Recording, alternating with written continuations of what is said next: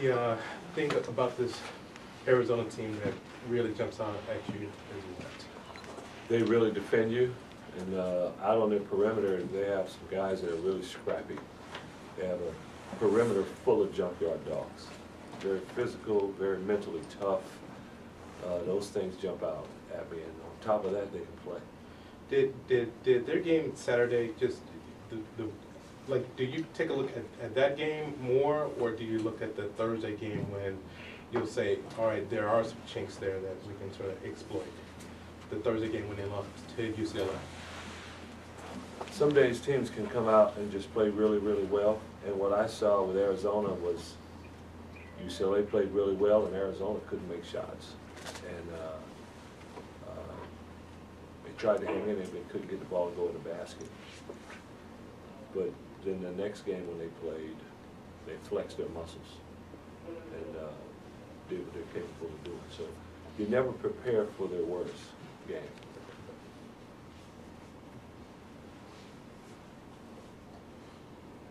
You have one of your longer gaps than we've had this season. So what have you been trying to get done since you've been back from the road, and what in specific do you hope to see more of on Thursday? Just shore up more in the defensive area in terms of transition. Get back to where we're not giving up layups in transition. Now, Oregon, they practice too and they're good at it, but at the same time, I felt we had too many possessions where we weren't organized back there. So we spent a little time doing that, and offensive execution. There were many times when we didn't execute on the offensive end of the floor against Oregon. Things that we know that we didn't do. Why didn't you get into some sets there when maybe you would have preferred to? Or what didn't you execute, and why didn't you? Their pressure bothered us early. Sometimes, especially on the road, sometimes team pressures you, and that's what we try to do. They say you have 3 options that are available to you, and you just get fixed on one and forget about the other 2 that can allow you an area of escape, so to speak. And too many times we just concentrated on one, and too many times we tried to make a home run play as opposed to letting the offense work for you. And you mentioned on the conference call you like to see more up tempo. Is that, how much of that is simply Abdul and Andrew pushing the ball more often? Well, that has something to do with it, but it also has something to do with our ability to force turnovers. Now, we did force some turnovers against Oregon. They turned the ball over too, like we did, and we had several opportunities.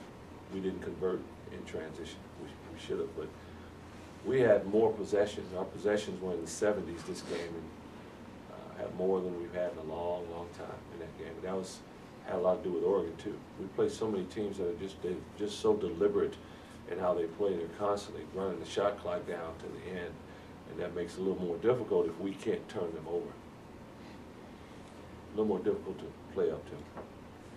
Even our teams that average a lot of points, there were some games every now and then where teams were very deliberate. The game played in the 50s. We just happen to be playing more of those teams, it seems, and we haven't been able to force as many turnovers. Coach, with Andrew, he seems to be playing a lot more comfortable. I don't know if he's just getting healthier, but he seems to bring a little bit of attitude, which seems to be something been lacking this year. Well, he definitely does that. Is he fine coming off the bench, or is there any thought about possibly getting him in the starting lineup? Why would you put him in the starting lineup? And he might start, but why would you do that? He played 27 minutes last game. 27, 30 minutes, you know. Guys, I think he played more than he had been playing against Oregon, and we're going to make sure he does that. But, you know, if the question is, should he be playing more? Absolutely, and he did. Should he be starting? I mean, that's another dynamic. And before it's all said and done, maybe he could be. Does it matter of him? I know we was here for a little bit. Does it matter of him getting healthier, getting more comfortable, maturing? What is it? For him to start? No, for the way he's playing right now. Oh, yeah. He's a freshman, number 1, and he's learning. And, yeah, not only was he out with that ankle injury, but when he was out, his conditioning suffered a little bit. because he couldn't do anything. His ankle was swollen so badly. So when your conditioning suffers, you come back, man, you're huffing and puffing out there, you know, just trying to survive, let alone play well. And I think his conditioning is back now, getting where it needs to be.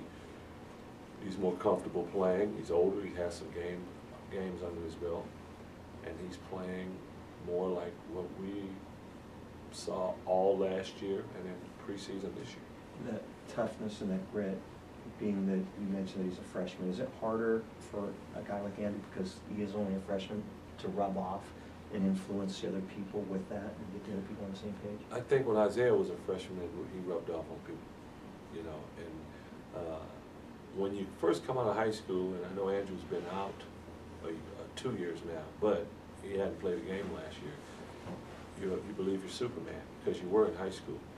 And then Superman plays for the other team too now. And everything is not just there. So I think early on, there were some things that Andrew forced that normally was just there.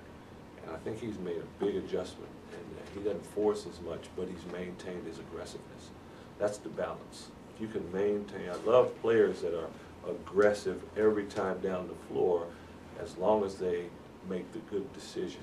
And when you're really aggressive and good offensive player, every now and then, you're not going to make the right decision. But when someone is really gifted, we give you a few of those. You might kick it out of bounds a couple times. We'll live with that if you're doing the right thing most of the time. In 2 of the past 3 games, though, you've had some slow starts. So would that be a reason to tinker with the lineup? Well, you can look at it all kinds of different ways. Okay, so what about when that guy starts? Now when the other guys come in, now you're going to be slow. I mean, you know. So do you plan to change anything with the lineup? Well, today's Tuesday, so still have 2 days of practice. Coach, how big is this week in light of coming off 3 big losses, and is there added pressure this week to kind of do well against these ranked schools to kind of not save the season, but have hopes of playing in the postseason? Forgive me for not changing, for repeating myself, but just like the team is irrelevant to me. The pressure is, you talk about slow starts. The pressure is coming out here today and practicing right. The pressure is on us to make sure we come out and we're not lethargic, to make sure we come out and we execute. That's the pressure. The pressure, we have all the respect in the world for Arizona, one of the top programs in the country, perennially. But if we don't come out and do what we're supposed to do, we can forget it, mail in the score right now. So the pressure is on us doing what we're supposed to do. And that doesn't change week to week. And I spoke earlier on the Pac-12 media conference call. Well, what about this week? This is a huge week. This week isn't bigger than last week. We dropped 2 games. What if we win those games? That was a big week. What about the 2 games we played at home 2 weeks ago? Colorado and Utah. We dropped the game to Utah and they're 0-5. How big was that week? Now, is there more hype around a certain, yeah, certain teams bring more excitement, more drama. But in terms of the Washington Huskies basketball team, the week coming up is the biggest week of the year. What atmosphere, Lorenzo, do you expect Thursday night? What atmosphere do you guys need?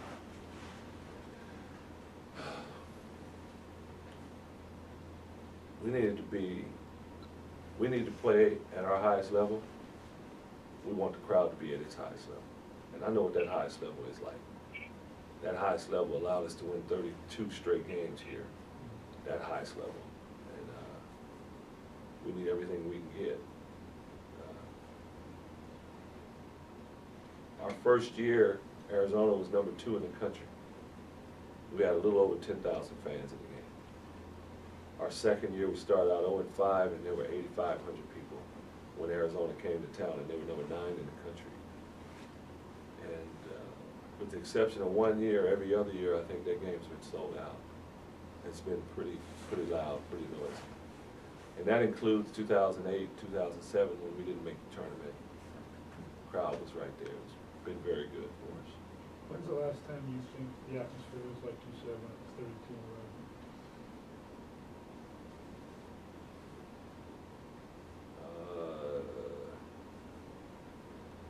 A little bit, maybe UCLA last year. Arizona was pretty good, but I thought the UCLA game was maybe a little loud.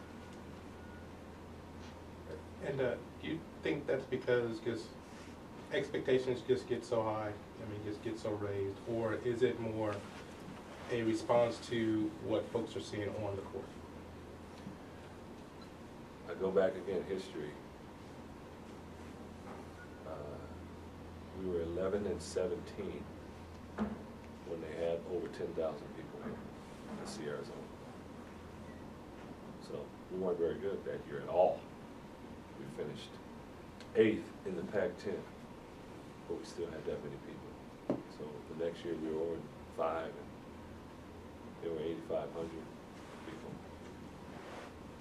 We didn't make the tournament in 2008. I think it was sold out. So I don't know if the team has anything to do with it. Arizona's really good, and they're ranked in the top 10 again. So I think it might have something to do with television or the different starts, maybe late starts, early starts, and that's what we've been asking for is television. I don't think we trade that, but I think there are a lot of people that just say, I don't know if I can go. I don't know if I need to go. I'm watching on television. It's a whole different world though being here at this game when this place is packed and rocking as opposed to watching on television. If you're a Husky fan. You've had some, I mean, just absolute wars with Arizona down the years. And Yeah. You just need some of the things that just really stand out. Oh my goodness, I think of game that was an unbelievable game to watch wasn't here. It was in the Pac-10 tournament championship. Salim Stoudemire scored 37 points. And Will Conroy stepped up at the end and just guarded him and did a decent job of slowing him down. But that was a big game. The game that we played here, and Nate Robinson caught the alley-oop in 2004, and the place went crazy. It was electric in here. That was a big game. But then the game that was in double overtime, when Brandon Roy had 35 and Hassan Adams, I think, had 35 or something. Brandon hit a couple of shots to send the game in overtime, and we lost that game. That was huge. Derek Williams blocks Darnell Gant's shot at their whiteout game, and they win that game. Last year, Tony Roden blocked Josiah Turner's layup at the end. That game was at the buzzer. Isaiah Thomas's shot, cold-blooded shot in the Pac-10 tournament. I mean, that's a lot of games that you can name that against an opponent that were really exciting games. Is that a game that at the beginning of the year you kind of always circle, you know that's going to be a game? I know the players do, but I think they probably do that. Every team in the conference probably does that for everything. Lorenzo, you mentioned Tony Roden. You waited a few games before starting him a year ago. Can you compare and contrast Andrews and Roden's as players and as the circumstances on the team are different? They're totally different players. Totally. One is a lot taller. They're both strong, but Tony might be a little stronger. But they're both strong. Tony's probably a better rebounder. But they're totally different players. Tony had his knee cleaned out before the season started, and he wasn't in great condition and hadn't learned our system. It took him a while to get it there before he was in the starting lineup. And I think what happened was Aziz Sanjay got hurt against Duke, and we replaced Tony. We replaced Aziz with Tony in the starting lineup. But neither one of them have any idea where they're playing. On the road, in the middle of a war zone, they're not intimidated whatever the circumstances are. They both have that in common, that's for sure. They're fearless. Sean Kemp had one of his better games of the season against Oregon. Do you think he's kind of just now fully getting back into shape after his knee? Well, we hope so, because I've always said we think he adds a lot to our team. I think Jannard Giroux also has helped us the last few games. The Oregon game, not as much, but Utah, Oregon State, I thought he played nicely also. Are the two of them maybe particularly important against Arizona with their kind of can trot out 4 or 5 big guys on the far line? Yeah, you know, size is important, but they play half the game with a smaller team now. They play half the game with Solomon Hill, Kevin Parham, Nick Johnson, and Mark Lyons. So that can be an issue, but defending Solomon Hill is an issue regardless of who's guarding. I think he's a really good player. Got a lot of respect for him. Lorenzo, from a broader perspective, scoring is down around the country this year. Do you find that it's a case of teams are becoming more deliberate offensively, or do you feel like it's defenses are kind of forcing teams to play a slower pace? I think a combination of both, but I think an extreme example is the NBA playoffs. When you start watching games in the NBA playoffs, it's amazing. They throw one pass to here, to there, to here, to there, and at the end of it, a guy catches it on the wing and goes one-on-one. You know, it's because they know everywhere you're going. I mean, they come on over here. You're supposed to go. No, go this way, not that way. You know, they're telling the other team where they're supposed to go. That's how well they know their offense and how well they've scouted them. And I just think coaches are getting better and better at teaching defense. And I can't tell you how many times we played teams where you just see 3 or 4 guys running back as the shot, guys going up for the shot, and guys are just sprinting back down the floor, not even trying to get a rebound, and I think that cuts down on your transition. You said you wanted to see Scott concentrate on rebounding, and then he had 0 rebounds the next game. How can you fix that with him, and how important is that to fix with him? We have to, you know, keep staying on it. He has to keep working at it. There are people that are gifted in certain areas, and some they struggle a little more in those areas. And Scott's a good offensive player, and he needs to just continue to work and try to become a better rebounder. We've had a couple players in the past that weren't guards, that were bigs, that I don't care what happened, they weren't going to get more than 4 rebounds a game. And they tried and tried. They just, somehow they just didn't have a feel for where that ball was going. And that can be the issue sometimes. It sure looks as though people are game planning and really trying to take CJ away. How important is it for you to get one more guy to really step up? Oh, it's always huge. If you know, Andrews scored double figures last 2 out of 3 games, and I think he's done it by taking good shots. Abdul has come out of his slump a little bit. He's shot 50% in the last 2 games. All that is going to help CJ, and there's no reason I can't see how Scott's just not going to get on fire sooner or later here too. You know, he started out the game. He hit a 3 at his first shot. He got a steal, made 2 free throws. He started out good. And, he can continue to do that. It does take a lot of pressure off of him. Not to mention Aziz and Sean, those guys down low. They're scoring. What are most of them doing to CJ to try to take him away and have him counteract that? Face guard. They just face guard. Basically, they're not watching the game. They're just watching CJ's eyes the entire time, wherever he goes. And you have to continue to run him off screens. If someone really wants to just take a guy out of the game, one guy that's a perimeter guy a lot of times, it can make it tough.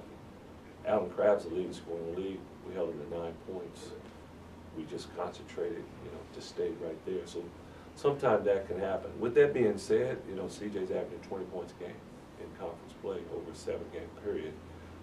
So he's still doing pretty good. Excuse me. Hey, teleconference, we can hear you. Key *6, please. Hey, in these past 2 to 3 games, with Simmons, he does some things sort of rebounding, but offensively, he's just not giving you guys much there. Is there anything you can do to help him there, or is that just he's just going to be one who will get his points just when they come? You know, we went to Cal, played at Cal. He was 1 for 8. Ball didn't go down for him, and ever since then, he's not really taking a lot of shots. And sometimes we may overcoach Dez and have him thinking too much because he is very coachable and wants to do the right thing. You know, sometimes that we can get him maybe mentally tied up to where maybe he's not sure if he should go or not. So, you know, we try to talk to him about that. Dez is his own worst critic, so he's hard on himself if he doesn't make shots a lot.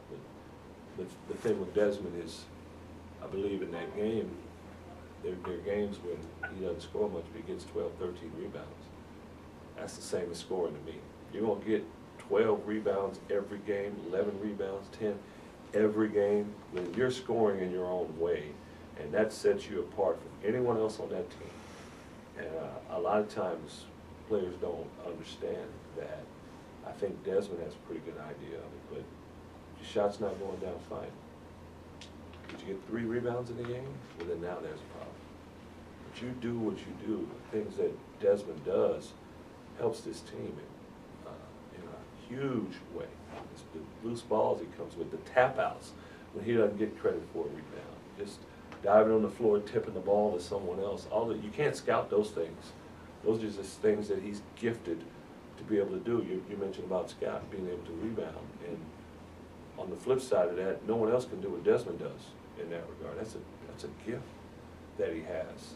And so as long as he's concentrating on those things and he's not scoring a lot, he's still helping this team in a way that no one else is able to help this team. When you have a guy like that who's not a particular threat, do you see defenses sloughing off him and doubling? Oh yeah, oh yeah. And my philosophy on that is you have to shoot the ball when you're open. If teams leave you open, you still have to shoot it. You can't play 5-on-4, so you still have to at least shoot the basketball, get it up on the rim to make teams guard you. So. Have you said that to Dez? Oh yeah. Oh yeah. And it would seem that for the second straight game that he'll have, or he played somebody who's older, veteran, experienced. Last Saturday it was Oregon's Kazemi, and Thursday it looks to be Hill. I mean, are those sort of just lopsided matches for someone who's younger, or can he just use his energy? But it would be more Brandon Ashley, but I'm sure, because Brandon Ashley starts it. But I'm sure throughout the game he could be on Hill, that's for sure. But Brock Modom's a senior, and he did a very good job defending Brock Modom.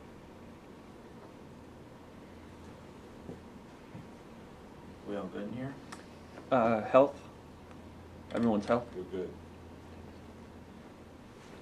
Let me check with the trainer first before I say that. Somebody might have tripped on the way to class or something. I gotta make sure. As of yesterday, we were good. Anyone on the teleconference have any questions?